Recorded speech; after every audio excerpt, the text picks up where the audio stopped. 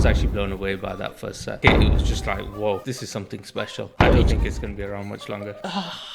Even though maybe we might not understand it, I give it total credit for what it's achieving out there. Do you want to discuss this? No, it's dead. I had a lot of fun with it. I did have a lot of fun with it. Even without playing it, I can promise you one thing, it's better than MetaZoo. It wasn't for me. Please, people, try this game and look past its issues because there's something special underneath it. It's time for another tier list. This time is for TCGs. What's your favorite TCG, Sahd? My favorite TCG. Well, we'll go back to find out anyway. We've got all of the major TCGs here. I haven't necessarily played all of them, but I think I wanted to discuss them at very least and say what my thoughts are about them. And even with my relatively inexperience. But this is going to be an interesting one. I'm really excited to do this. I'm genuinely really excited. This has been a long time coming. Yeah, enjoyed definitely. that last tier list. Well, where shall we start? I don't want to start in this order because there's some interesting ones that I'm going to save for later. Okay. Hot off the press is Star Wars Unlimited. So we Yeah. just had the first release of Star Wars Unlimited. Spark of Rebellion. Resounding success. Yeah, Definitely. I think it's a success in like every respect. Solid system, great booster box price for a retailer. Not so great for the consumer. Yeah. Could do with another print run. Could do with more print. Yeah, could do with more. I think that the game at its core is very good, and it's stood. It's still going strong. People are still excited about this, and I'm very excited for pre-release this weekend. Where would you put it? Hold on, before we do this, Okay. we need to label our tiers. Freaking awesome, man. Freaking awesome. A, I would say outstanding. B, Great. is great. Yeah, I think that's fair to say. Yeah. Great. C, It's good. It's all right. All right. I. Yeah. Not so I. Not so I. So we've got them here now. Let's go back. Star Wars Unlimited. It's too early in its lifespan for us to like really decide if this is gonna be like one of the big boys, but it's gonna really be like a freaking awesome man sort of TCG. But I have to give it some credit. Yeah. It's at very least great. For the first set, I would say it was outstanding. The limited environment was so good in it as well. yeah. I'm so impressed by how good the limited environment was. I was really impressed by it. I wasn't really expecting much. Star Wars Unlimited, another Star Wars IP card game, Fantasy Flight behind it. There's so many things I just wasn't really looking forward to. Playing the starter kit, it was just like, whoa. This is something special, and I have high hopes for this. We're only on the first set 2 round the corner. I was actually blown away by that first set. I'm gonna put it in outstanding for now. Yeah. So I've done a bit of reading into the second set. I couldn't help myself with the spoilers. Okay. I'm very optimistic for the second set. It looks like they're introducing a really cool core mechanic, which I feel like is going to be a sort of, the new Scry. It's going to be one of those things that is just going to be like ubiquitous across the whole series going forward. In fact, they wanted to do it in the first set. So that goes to show just how much of a core sort of mechanic this is going to be. I think it's called loot, but it's kind of like the way that you sort of, in that like it has this mana system or the land system where you flip a card on its backside. So you can sort of, it gives you more flexibility in the way that you do that. It's really cool. I think it's going to streamline it, and I think it might be the mechanic that finally takes it or makes it one of the most unique TCGs in the space. Cool. Sounds very cool. Lorcana. So we should definitely cover the ones that we talked about in our top 5 video. Yeah, let's talk about that. I think our opinions have changed since then, really, haven't they? Yeah, well, a bit, yeah. A little bit. Like, Lorcana was your pick in the top 5 video. It was, yeah. It wasn't necessarily my pick. I think it's a cool game and I enjoyed it. I wouldn't put it in my top 5. What do you think of it? Ursula's Return came out, did okay. The core fan base was pretty okay with it. It's definitely seen a drop in popularity, without a doubt. It's got some issues as Lorcana. If I was to redo my top 5 now, even a consideration into a top 10 at the moment, Lorcana wouldn't probably be there. That's interesting. Yeah. I don't think I would really pick it. It doesn't really appeal to me nearly as much as some of these other ones. I think it suffered too much from not enough creativity in its gameplay mechanics. They're very much focused on all of these collector items and collector cards and overprinted. Pretty much print to demand at the moment. Yeah. And I think that's not really the right route to take. Which puts the collectors off, and if that's your target audience, then you're doing something Yeah, wrong. I mean, it's in the title, right? It's a collectible card game. Like, I'm somebody who thinks that these games should be accessible for people to play. They should be a game first, right? Yeah. I agree that they should be a game first. But a lot of the market is driven by the collectability of it, and you need to balance those two things. Good producer and manufacturer of TCGs will balance that. I don't think Ravensburger has balanced that. Yeah. And the core mechanics, there's nothing that unique about it. Like, it kind of tries not to do combat too heavily, but it still has combat. And it's used a lot of the ideas from the Bandai TCGs and Magic. The art's good, you know. The art's brilliant. It's subjective. It's definitely got a nostalgia factor. It definitely has that nostalgia. I don't think it's going to be around much longer. I don't think it is either. Yeah. It doesn't excite me. Yeah. It doesn't excite me. So is it I or is it not so I? It's I at the moment. I don't know how I'm going to feel about this next year. We shall see. That is to be confirmed. I hope they can turn things around. I hope that they can actually do something a bit more revolutionary with the mechanics, something more interesting. Deck building in Lorcana just doesn't have that level of creativity like other deck builders on this list have. And everything just becomes very much like, if you're building this deck, you're going to play around these certain set of cards. It's just too restrictive and just very one lane type of thing, you know? It just doesn't, it's not enough for somebody who really enjoys the deck building element of TCGs like myself. Yeah, I think you can go one of two ways, can't you? I will allow my creativity to come up with a deck, and I don't want any sort of defining lanes for it, or very loose definitions of the route that I should go when I build a deck. And that's probably the more advanced player that really enjoys that sort of thing, but some people aren't going to necessarily enjoy that. And I think, like, Lorcana accepts that it probably has, you know, a more diverse player base than the typical sort of TCG. So it might be doing that right. And to give them credit, they did release this new gift set, which is kind of like this cooperative mode for Ursula's Return. Yeah. That's all pretty well. It sounds cool. I'd like to try it. Sounds cool. So Dicebreak, I watched them playing it. They said it was very hard. If we had more stock, I would definitely give that a try. Digimon. I think we both like this. I think we both are we're both in agreement that Digimon is an underrated trading card game. Seriously underrated. I mean, we could talk about the Bandai ones as a whole here. I actually think Digimon is the strongest Bandai TCG. So Potentially. I think all of the One Piece players are going to be going crazy at me right now, and I'm sure I'm going to get lots of comments below saying, One Piece is the best. You suck. You don't know anything. I like One Piece. We'll come back to One Piece, but it's not as innovative as Digimon. Yeah. The system that Digimon uses, the whole tug-of-war system, is the most unique thing that Bandai have done in any of their TCGs. Yeah. I think with the state of Digimon at the moment, especially like BT15, it had no impact whatsoever, you know, on the meta. Hope that's not the situation forever. I hope that they come back to some great sets. They've had some amazing sets thus far. I want to see it come back to kind of, you know, 1 year ago when Digimon for me was at its absolute height. Yeah, you know what? I think I somewhat agree with you, but I also disagree with you in some respects. So BT16 just did come out. You might have missed the launch for it because we haven't really talked about it. Yeah. I was following it because the benefit and also the downside of like the Bandai TCGs is that they have early releases in Japan. So it came out like 6 months ago, probably even longer in Japan. And the meta has been so focused around BT16 and BT17. So we've just finally got BT16 here in the West, and it is totally meta defining. It's been super popular. Like, we've just seen the huge resurgence of Digimon. Very happy for Digimon. Yeah. Digimon players are very happy. And they've got an amazing pipeline at the moment. They've got BT17, which again is going to be like really meta defining. They've got like the next expansion set, which is based around the webcomic Digimon Liberator. 2 new decks coming out with it as well, which have like reprints and alternate arts of like staple cards in Digimon. I honestly think like they're doing such a good job with Digimon. It deserves to be more popular than it is. Can please somebody come and play Digimon with me? Yeah, please. Please. We need a Digimon community nearby. We need a Digimon community, please. Where are you guys? It's just me and Fez at the moment, representing the entirety of Skipton and Keithley. Yeah, man. What's wrong with that? I think Digimon, it's at least outstanding. Yeah, definitely. I'm going to put it ahead of Star Wars Unlimited at the moment.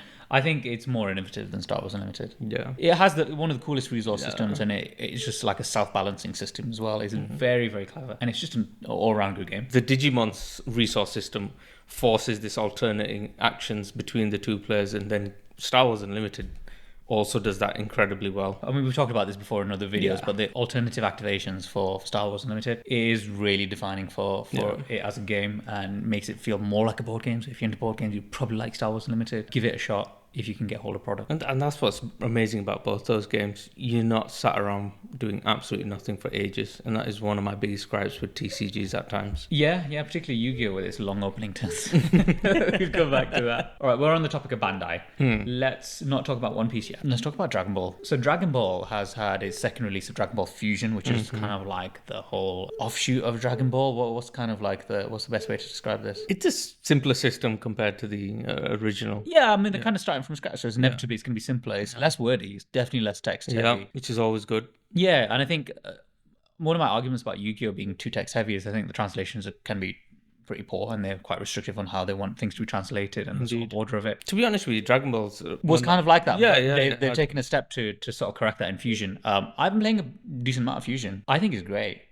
I really, really like it. I think the digital adaptation is fantastic as well. And it goes to show that Bandai, actually have some chops in when making digital stuff, because they make video games too. And they just came out with a downright good, great adaptation of their game. It's doing really well. People are really excited about it. I haven't delved into Fusion myself. You've probably played more of Masters. Yeah, I'm still on the Master system myself. I like the depth of Masters. I never really felt like it needed that level of streamlining. Maybe once I play Fusion, I might be saying something totally different. I mean, once again, you've got nostalgia factor with Dragon Ball. It is my most watched anime of all time, so... Yeah, absolutely. It's always going to be very nostalgic for both of us. So it's going to be a hard one for us not to feel so super excited about it. Yeah. Even though the system is not that innovative, really, is it? It's mostly a mishmash of many other things. Yeah, taking some influence from Magic, sort of corrected the whole land system. Regardless, it's a solid system, and it deserves some credit. It's exciting just to have those duels in Dragon Ball. Fusion World is not nearly as complex or deep as Masters. Certainly not yet. Yeah. I'd be interested to see where it goes, though. I'm excited. B25 is around the corner for Masters. People are very excited about that. Of course, there's lots of more Goku's in it. I think it's a great TCG. Yeah, I'd agree with you on that one. It's a great TCG? Yeah, it is. So let's address the elephant in the room. One Piece. Oh, I thought you meant MetaZoo. Oh, we're talking about Bandai. We'll come back. Okay. We'll come back to MetaZoo. Okay. Let's finish Bandai. One Piece. I like One Piece. I love One Piece. You love One Piece? I love it. I don't think One Piece is the most innovative system. I think it's a very similar system to Dragon Ball. I think it's a great universe. I haven't watched all the way through One Piece or read all the way through One Piece, so I'm not like a total One Piece fan or anything. I've watched nothing of One Piece. I like the system. I don't think it's the greatest TCG on the market. Yeah, I'd agree with you. But it's selling like it's the greatest TCG on the market. It is doing it's that. Probably the most popular TCG on the market. Definitely.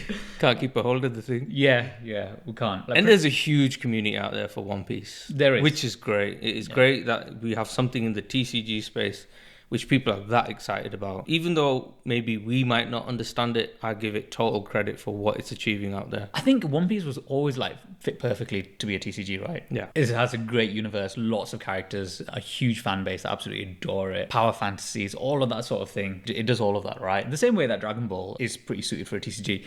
I think One Piece is even more in-depth and political and expansive than the Dragon Ball universe. Probably on another level. I think they're almost incomparable, just how expansive One Piece is. Lots of love to One Piece. I think Bandai are doing a great job with it. I don't think it's the greatest TCG in the world, but you don't need to be the greatest TCG in the world, the most innovative to be the most popular. I think it's just great that we're bringing so many people into the whole TCG space. Absolutely. It's that's only a positive thing. Yeah. So I'm going to put it as great. And I'll tell you what, another thing about One Piece, it is the only community I've seen out there in any TCG which is actually positive about the people making the game. You look at Magic players, you look at Yu-Gi-Oh players, you look at any player, they all complain until they're blue in the face about either Wizards of the Coast, Konami. They're just always complaining. Even Pokemon at the moment, everyone's always complaining about the thing that they apparently love so much.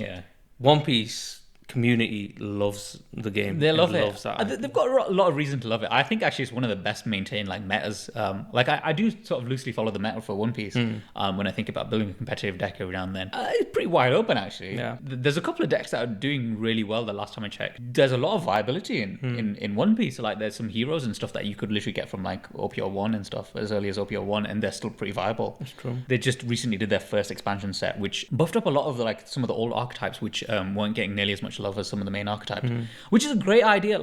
I just wanted Yu-Gi-Oh to do that, but then they just kind of they can't really do it. In my time that they've been playing Yu-Gi-Oh, what they call the deck builder set, so it's essentially the same thing, the expansion set. They haven't had a huge amount of success trying to make those archetypes that they support in it actually viable. The cost of One Piece to build a decent deck, you can literally build a decent deck in One Piece for about £50 to £75. It's so affordable. You know what? They do such a good job of accommodating to both the collectors and the players. I think actually they're one of the best examples of this. So they have the ridiculous manga art variant of you can think Zoro and all of those, right? They're like 600 quid a piece. Yeah. And some of them are even more than that. The last set just had a waifu manga art and people were just going nuts over it. I haven't actually checked what the price settled out on that one, but there's one in every case, one in every 12 boxes. So it's not impossible to get this card. You've got that excitement of opening the booster packs. Genuinely, everyone has it. And there's one booster pack. Listen, Wizards of the Coast, you only need One booster pack to be super successful. You don't need collector boosters and player boosters. You just need one. You know what? I think One Piece is doing a lot right. I think Bandai in general is doing a lot right. Yeah. So they deserve some serious credit for it. If I played some more, I might put this higher. Hopefully that will bring some people to come play with me. Let's move on. Yeah, let's talk about MetaZoo. Should we address the other elephant in the room? Go on then. Not so high. Yep. That's it. Metapoo. Do you want to discuss this? Nope. it's dead. It's dead, and for good reason. It's dead. Good riddance, MetaZoo. I had a lot of fun with it. I did have a lot of fun with it. I want to talk about this anecdote that we had when we played this game. For those that don't know about MetaZoo, it is kind of like a fourth wall breaking trading card game. It's very sort of tongue in cheek.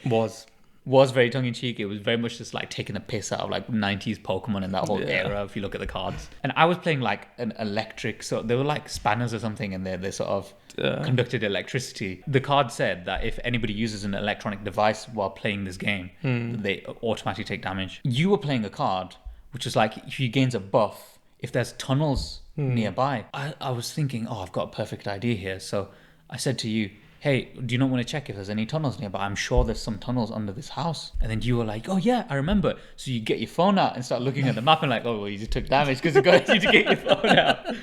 So, like, you know what? It had some cool ideas. Yeah, like, it was cool. Gimmicky. And that was the problem, that it just... Was it too gimmicky? It was too gimmicky. Yeah. It was much like the Magic unsets. Yeah. Which is fun. But like, you don't But you're going to go and play Magic afterwards. Yeah, so... Once the gimmick's over, what are you left with, really? Yeah, so we're aggressively trying to sell off our stock now for MetaZoo. Very cheap. £25 per booster box if you are interested. Amazing. Please check the link in the description below. We also stock all of these other TCGs, so please check them out and pick up the one that you really love to. And like and subscribe. Like and subscribe, yes. Drop a comment. What's your favourite? Yeah. Do you agree or disagree? I think we should talk about the Bushy Road ones because it's probably a quick one. Yeah, go on then. I have played Carve Out Vanguard. Yeah. In fact, you brought that to me and you said, hey, we should play this. Try it. And I thought, cool as hell system. In hindsight, it took some influence from stuff like the Bandai ones and some like Yu-Gi-Oh with its lanes and stuff. But cool, I enjoyed it. I can't really comment on it much more, but I think it's a good system. Questionable artwork, maybe, but yeah, there was maybe had a bit of stick for that. I think so. I think it's gotten a lot of stick for that, but maybe so did Weishwartz. Well, where would you put it? I need some help with this one. I didn't stick to it. There's no urge for me to go back and play right now. I'd say it's all right. It's alright, yeah. It's alright. I probably enjoyed it more than Locana. So I'm going to put it ahead of Locana. Universus? Yeah. We've actually played a fair bit of Universus, We've been playing Universus for a long time. Yeah, when it was UFS and then they had a different name. We had the Street Fighter one, remember the Street Fighter I think that was just one? called UFS at that time. It was, yeah. And when we first played that, we were so blown away by how complex it was. Yeah, we just could not figure it out. Couldn't get a head around it. And like we came back to it like literally like 5 years later, didn't we? And we're like, oh, this isn't that complex. This isn't bad, yeah. It's just the rules were not very clear about it. Yeah, really crap rule book. So Universus, like, it's evolved quite a lot. I think it's most famous now for My Hero Academia. Yeah. And it uses the Universus system. Which was a surprise to me. Remember, I was like, oh, My Hero Academia, I want to go try the card game. And yeah, then we tried the card game. I was like, this is Universus. Yeah, and then we were like, oh, no, this is Universus. But we probably should have been a bit more fair to it and given it more of a chance because My Hero Academia is doing pretty strong, I think. It's not doing bad at all. And the new one that they're bringing out, I'm quite interested in. Attack on Titan. I love Attack on Titan. I actually cannot wait. Yeah. I was literally just at the shop where we had them, and I didn't bring any back. Sorry. It's a good system. It's a I system. Or is it a great system? I'd call it I at the moment. I think Attack on Titan. I want to try that one out and see where they've taken it. Hopefully, they've developed on the system. It's a reasonably deep system, actually. I don't think this is like it's significantly more complex than something like Lorcana. And it's a system that's somewhat stood the test of time, I would say. It's lasted a long time, hasn't it? Even if it's had to change names a few times. Oh, we forgot Weishwartz. Weishwartz. Well, you know what? I can't really comment on this. I've never played Weishwartz, and it seems like it's a very heavily skewed towards collectible. As a collectible, so it's mostly collectors. Leave a comment below if I'm totally wrong on this one, or if you play with Weishwartz. What's the system like? Is it a strong system? Do you think we should play it? Do you think we should play it? We mostly play TCGs rather than collect them. So is this for us? Where should we put it? We can't really comment on this. I can't comment on it. I'm just gonna say okay. No, it's a collector's game. For right now, if it turns out to be just a collector's game, as a collectible, then all right. Then I'm gonna say no. So Yeah, I'm not here to collect games. Yeah, I mean, but even without playing it, I can promise you one thing: it's better than MetaZoo. You know, they have a lot of success in some of their sets, like Azure Lane. People just were so hyped But about is that. it the Laptop. IP that people are Well, hyped of course, about? it's because all it is crossover in IPs. So it's the well. IP that people, and it's usually anime IPs that they're covering. Maybe I should just look into like one of the cheaper sets and try the game. But I mean, Do they do pre-con decks for yeah, them? they do pre-con decks. We've got some lying around in the shop. We should just bring a couple back and play let's them. try it out. Yeah, we should actually try it. Or let us know. I don't know. Do you want a video on this? Probably not. No. We will come back to the big three at the end. Yeah. We've probably got a lot to say about all of them. Okay, let's talk about these OGs that you've The got OGs. here. Yeah. The OGs. The So OGs. these are the original gangster Richard Garfield trading card games, the beloved, the foundation, the pioneers. I can't say much else Yeah. more positive about them because I really adore all of them, all three of them. So it's Magic, Netrunner, and Vampire the Masquerade.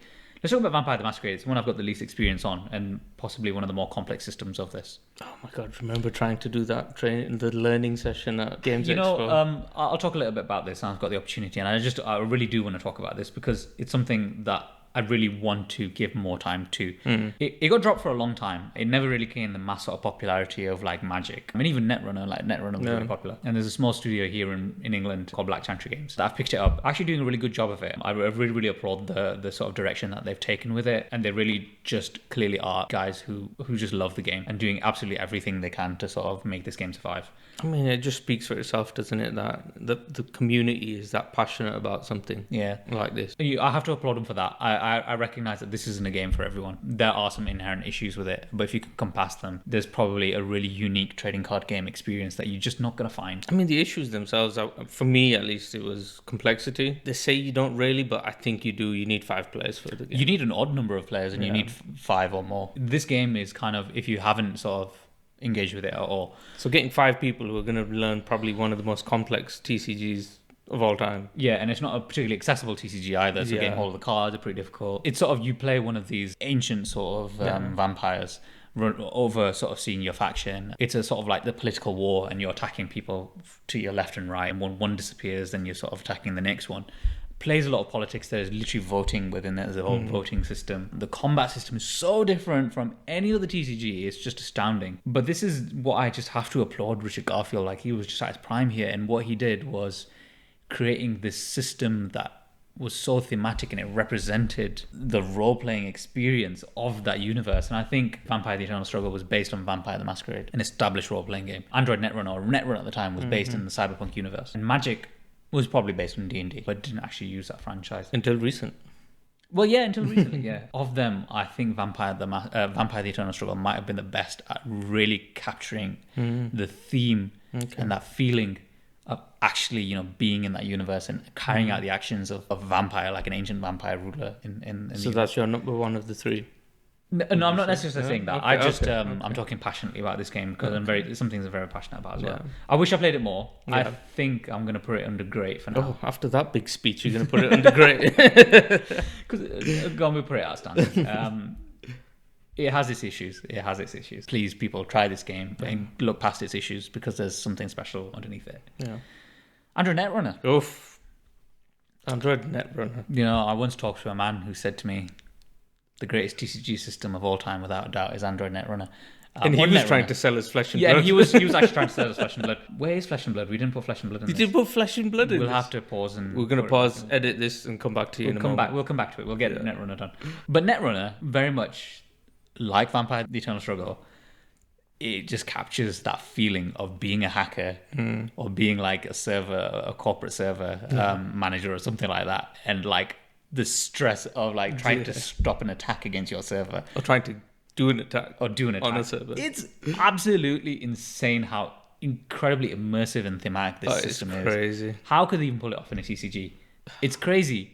And it upsets me that this isn't really around anymore. Yeah, it's basically dead. I mean, it exists as almost a LCG, but on a very underground level. Yeah, on a very underground level. So it was...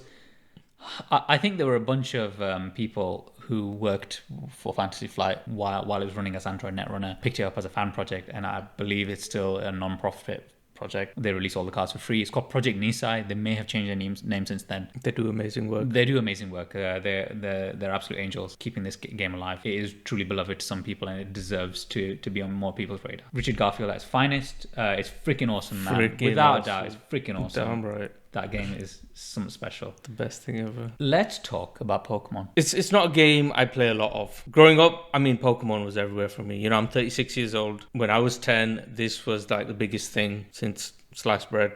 And I never played the game back then, to be honest with you. I didn't know how the game worked. And it wasn't until recent that we finally got into the game, after kind of playing other TCGs, that we were like, okay, let's actually give Pokemon a shot. I don't know. Maybe the experience I had of Pokemon, I know you've had more experience of Pokemon, so that's why I wanted to go first and just give you kind of my little slice of it. It wasn't for me the nostalgia factor for me playing those cards, seeing these Pokemon, you know, and the system's actually pretty cool. And not only, in fact, you know what, it's more than pretty cool. It's an amazing system for its time. And its innovation of its time is copied by so many other TCGs in small ways, taking the prize card system. It's used in so many other systems. Was that that must have been the first time? It was definitely the first. first. It must have been the first time, yeah. Because it's one of the oldest, isn't it? I totally respect Pokemon. Totally respect Pokemon. It is probably the simplest TCG game. And to pick up, yeah. Yeah. It probably is, yeah. And when you're younger and just getting into the whole hobby space, this is amazing. You know, something that actually gets kids hooked onto something like that, just to get involved in something like that. We see it on a Sunday, you know, the kids playing it with their fathers. It's a beautiful thing to see, to be honest with you. It is. You know what? I think I have to give credit for Pokemon. I think we only really realized this when we started running the events, but it's super wholesome seeing like kids and dads coming together and playing Pokemon and having an absolutely awesome time. And moms. I played Pokemon some more, and I think my opinions have sort of gone backwards and forwards for it.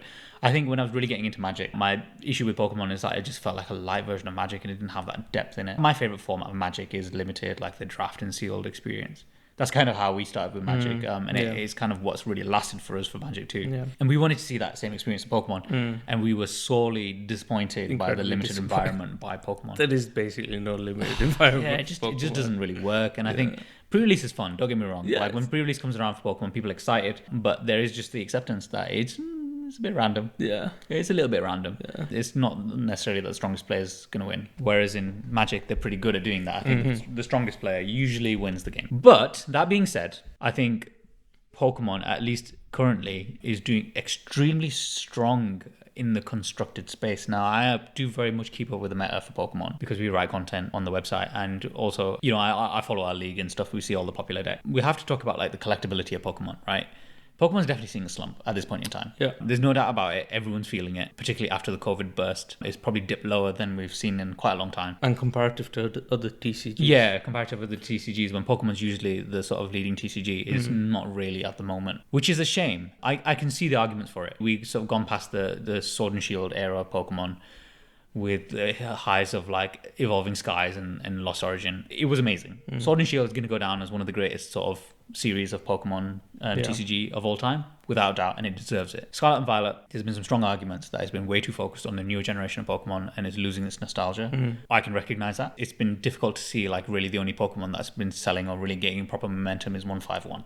Yeah. Because it's based on the original 151. I think if you look past that, and if you're a player of Pokemon, it is such a good time to get involved in playing Pokemon at your league. The meta is so exciting. Every set release that they're coming out with, there's cards that are coming out that are changing up the meta significantly, changing up deck lists, making all archetypes exciting, bringing new archetypes in. When it comes to rotating formats, nobody's doing it better than Pokemon. Rotating formats are definitely not as popular as they used to be, but Pokemon set an example of how to do it properly. I think it's a really, really exciting time to be a Pokemon player. If you don't play and just collect, try playing it. It's exciting. Yeah, it's super duper exciting, and at surface it's one of the easiest ones to pick up. I agree with you, but when it comes to complexity and high level play, like I watch those games that my top players play in my league. There's so much thought and decision making going into those games, and like I've seen it go either way. And you could literally put two meta decks against each other and still find it like really exciting. It's not like one deck is just absolutely destroying everything. I've seen loads of different deck archetypes like win and be successful. There's so much diversity in Pokemon in high level play. It's an exciting time to be a Pokemon player, even if you don't feel like it's a super exciting time to be a Pokemon collector. I think Pokemon is an outstanding trading card game. Yeah. You know what? I can't disagree with it. I haven't got enough experience with it, and it is talk about standing the test of time. Yeah, maybe Magic might have created the whole scene, but Pokemon took it to another level. Yeah. Let's talk about Yu-Gi-Oh! Go on. It's probably going to be me that talks about Yu-Gi-Oh! You're going to be the one talking about Yu-Gi-Oh! Yu-Gi-Oh's cool, man. I've made a few decks. I've played a few games. I enjoy Yu-Gi-Oh! I think Yu-Gi-Oh's got one of the strongest systems, and it goes I'm to show not smart that enough for Yu-Gi-Oh! That's my problem. Yu-Gi-Oh! Definitely has one of the strongest systems of all the trading card games. It's evolved way beyond just being like a Magic clone, how it might have felt originally when it came out. Maybe a bit unfair to say, where it had traps and stuff. It was a little bit different, and it was almost a little bit simplistic, but then it became very complex. And then lots of people argue it's too complex now and want to play in an era of the past. I am somebody who finds the complexity of Yu-Gi-Oh! Okay. I don't have an issue with it. I think it brings a lot of depth to it, but there's a strong argument for it being too complex and having too many rules and summons and special summons and Xyz and all of those get a little bit crazy. I get that. I totally get that. Why is it every time I talk to a Yu-Gi-Oh player, they're always complaining about Yu-Gi-Oh? Yeah, I mean, they always do, don't they? Like Yu-Gi-Oh! Magic players just always complain. Yeah. They're self-hating players, aren't they? Weird, yeah. Well, I mean, I'll tell you some of those arguments. Okay. And I think I've become more and more aware of those arguments. I think Yu-Gi-Oh! Has one of the widest sort of metas in an overall perspective. How they sort of bring support for older decks and you can still play, and it's been entirely non-rotating throughout its whole history, so in theory you can play like these decks and still have a lot of fun. Rogue decks have success. The big complaint about Yu-Gi-Oh!, which is in truth seeing a slump at the moment too, they're making the wrong decisions for high level play. I think the meta has kind of been dominated by one or two decks. In truth, Snake Eyes has kind of just been all over the place. It just seems to be winning all the time. It's prohibitively expensive to build that deck. There's no two ways about that. It shouldn't be this expensive to play. Those arguments are fair. I think when you put those issues to a side, or if you stop playing the actual top 3 meta decks or something, Yu-Gi-Oh! Suddenly becomes the absolutely amazing, incredible game and system that it always was. Just ban the cards and make the decks. Yeah, you know what? I have to give credit to, I have to give credit to Team APS. They did a video that introduced me to the underdog format, which is basically anything that is considered meta is banned. It's sort of top tier meta. Play anything else. And suddenly the meta is wide open. There's so many decks you can play, so many exciting decks you can play, so many cheap decks you can play. I think there's more OTS stores that should start adopting that format. It makes Yu-Gi-Oh! Exciting again, and it makes it affordable again. And there's always going to be people that want to play the most competitive deck. There's no two ways about it. It's a competitive format. It's a competitive format. Where do we put this in our tier list? I'll let you answer this one. I still think it's outstanding despite what I said. I have faith that Konami can repair Yu-Gi-Oh! It's not in a great place at the moment. I agree. You think Digimon's better than all of them then? Yeah, I mean, Digimon's in a stronger place at the moment. We just post BT16. I think people are still super excited about it. I don't think people are super excited about Yu-Gi-Oh! At the moment. There is still some healing that Konami need to do to Yu-Gi-Oh! The TCG at very least. But I'm optimistic that will happen. Please, Konami. For me, this is kind of like the big two. Yeah, it's your big two. It's my big two. It's my big two. Is your big two? Yeah. Okay. I'm just gonna go out and say I think Flesh and Blood is the strongest TCG at the moment. It was number 1 in our top 5 list if you haven't seen it already. It hasn't changed. It hasn't changed. Of all the running TCGs at the moment, I think Flesh and Blood is doing the best job. Amazing job. It is objectively doing the best job at competitive, organised play. It does really well at limited as well. And pretty much every set that is coming out is more or less a banger. I've seen only a couple of sets that haven't really been super exciting for players. The Flesh and Blood community don't really complain either, to be fair. Well, yeah, they generally speaking, they're usually disenfranchised Magic players. So they've got a lot less to complain about now. I'm excited for the new set coming out. I love the last set that came out, part of the Mistveil. I think Heavy Hitters was a lot of fun too. Cool. I think a lot of people have the argument that Heavy Hitters was the greatest Flesh and Blood set of all time. I kind of disagree. I can see the argument for it. I think it worked great as sort of reintroduce people to Flesh and Blood and bring people into it, as well as shake up the meta. Even though I'm sick of KO, please. KO disappear. Things go into Living Legends too faster than Fresh. Do you think so? I think because you built a Drum Eye deck, and I never got to play it because it went into Living Legends. I was like, okay. Yeah, you have to be a little bit careful, don't you? It's sort of pseudo rotation. Yeah. Well, in truth, it is kind of rotation. But then this eliminates that issue that you talked about in Yu-Gi-Oh! You know, power creep. Power creep. It's probably the best sort of solution to power creep, isn't it? Yeah. There's never going to be a perfect system that makes everyone happy. Yeah. There's always going to be people upset, and prices will drop. Building a Drum Eye deck is cheap as chips at the moment. Flesh and Blood also has that same advantage of, say, the One Piece system, where you have, these Marvel cards, Legendary Fable cards, and all of these things. But you can then just get the normal version of it. Yeah, I complain about my Dramaya deck, but I built the deck for 50 quid. Objectively, from a player's perspective, from an organized player's perspective, Flesh and Blood is absolutely killing it at the moment. It has a refined and wonderful system, one of the strongest I've ever played. It's one of the most unique systems on the market in TCGs. There's no other TCG that really plays like it. I think from a collector's perspective, this is also probably one of the strongest TCGs on the market. Good value. It's insanely good value. Like, I constantly see people buying cases off of us, cracking them open and saying that they've made money. Like, the majority of people have made money. You can't seem to lose money on a box. You can't seem to lose money. On a booster box, you can. When you buy it by a case, which is four booster boxes, everyone seems to be making money. Seems like a total no-brainer at the moment. I'm not sure enough people are catching on how well it's doing. I've just got to put in freaking awesome. It's freaking awesome. It's the TCG I'm the most excited about at the moment. All right. Our most played TCG of all time.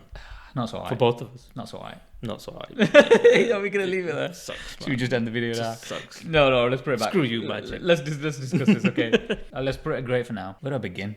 Yeah, where do we begin? I'm on that group of people that's probably become a bit disenfranchised by Magic. I still love it. It's part of my identity at this point. I'm so engrossed in this whole universe of Magic. It introduced me to trading card games. And the truth is, we probably won't stop playing it. We're never going to stop playing it. We're probably never going to stop playing it. I still go more or less every Friday to our Friday Night Magic to play Magic. Well, he hasn't been for the last 2 weeks ever since he made that Commander video. I think he's got a mark on his head and he's scared, so he stays at home. Well, since we're talking about Commander, my issue is largely around the focus of Magic on Commander. It's not a format for me, and it might be a format for you, and that's absolutely fine for it to be a format for you. And it's absolutely fine for it not to be a format for me. I don't generally enjoy it that much. I think I have issues with Rule Zero, adaptation of Rule Zero, the community focusing so much on it being competitive when it is at heart a casual format. Product fatigue that's associated with all of Commander products. Everything is a Commander product. Wizards is very much trying to milk it. I think Commander was way cooler when it was very much like a homebrew format where it was like all of those leftover cards that were just too high up on mana cost for you to really have any effect in like constructed or limited or anything. But they were just like jank cards that are like, I'd love to pull this off or something. Yeah. And you just mash them together in a ridiculous Commander deck and you have fun and you pull off that combo. Or something ridiculous happens and you laugh with your friends at how hilarious that was, and then it ends and you don't care about who won. You can't even remember who won because it's not about winning. That's kind of what Commander should have been, not what it's turned into. But I'm sure I'm going to get lots of comments about how Commander is so great. What I love about Magic is it's limited and draft. Standard's not in a great place for Magic either at the moment. It's just irrelevant at the moment. I think it's just so like disconnected from Standard at the moment. I think Modern's in a pretty interesting place. Pioneers are in a pretty interesting place. Pioneers cool. The older formats I don't really follow. I played a little bit of Legacy. Yeah. I've not really played Vintage before, but people seem to be enjoying those. I still think it does 60 card constructed well. Yeah. But what elevates Magic above any other trading card game, without a doubt, is limited. Yeah. There's no other trading card game which does limited as well. Not even Flesh and Blood.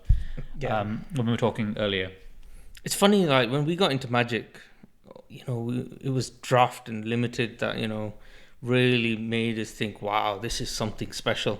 And then every other TCG we went to, we were like, okay, we want to try their version of draft.